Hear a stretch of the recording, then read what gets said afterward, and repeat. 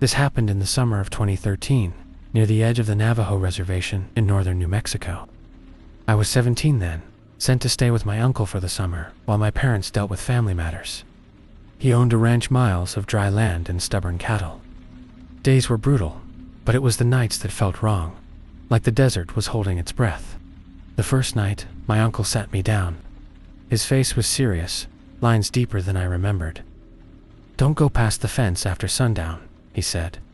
"And if you hear someone call your name from the trees, don't answer. Don't even look." I laughed, thinking it was an old Skinwalker story meant to scare kids. But his tired eyes told me he wasn't joking. He made me promise. I did.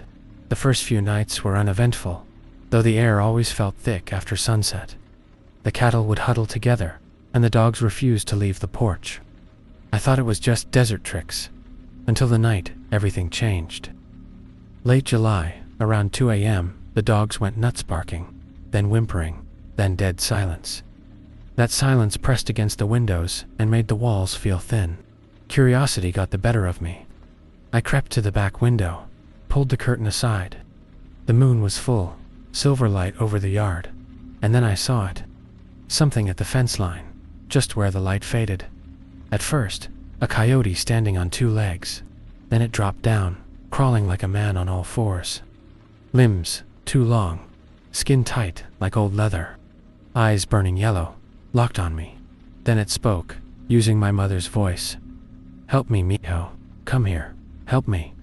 My stomach twisted. My mom was in Albuquerque, 100 miles away. I felt cold sink into my bones. My uncle's warning screamed in my head, "Don't answer, don't look." But I was already looking, frozen in place. The thing inched closer. Its mouth hung open too wide. "Please, mijo, I need you." Then it tapped the glass. Soft at first, then harder. The pane bowed inward with each hit, making a faint cracking sound, like it was about to shatter. That broke the spell. I stumbled back, heart slamming, and ran to wake my uncle. He was already up, loading white ash shells into his rifle. Something he later told me was the only thing that could hurt it. We stepped outside together, the screen door creaking like a scream. But the thing was gone. The air stank rotten meat and copper, like old blood. The dogs wouldn't come out from under the porch. At dawn, the desert looked almost normal. Almost. But the tracks were there. They started as coyote prints, then changed deep human footprints, too big and heavy. My uncle didn't say much. He handed me a bucket of ash and made me smear it on every door and window. His hands shook as he worked, muttering prayers in Navajo. That day, he slaughtered a goat and buried the remains at the far end of the property. "A trade," he said quietly. That night, I didn't sleep. I sat with a flashlight and kitchen knife, flinching at every creak. Around 3 a.m., I heard footsteps on the porch. Slow, deliberate. They circled the house 3 times before fading. I never stayed at that ranch again.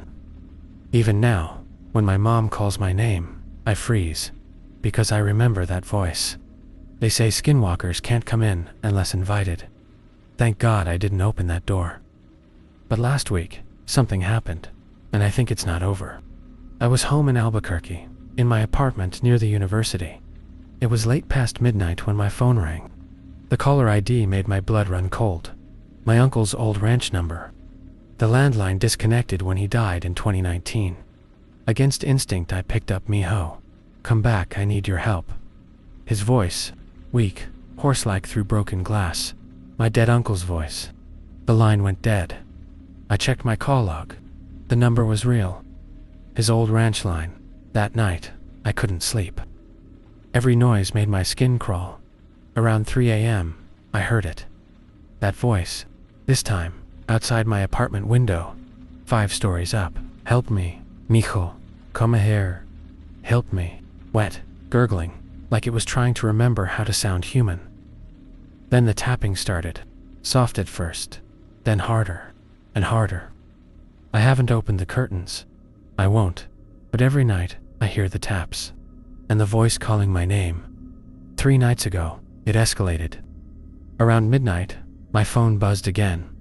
This time, my mother's number. When I answered, there was no voice, just heavy breathing, wet and ragged. like lungs full of water. Then a whisper, almost there. The tapping wasn't soft that night. It was pounding. The window shook, and I heard faint nails or claws scraping down the pane. My neighbors didn't hear a thing.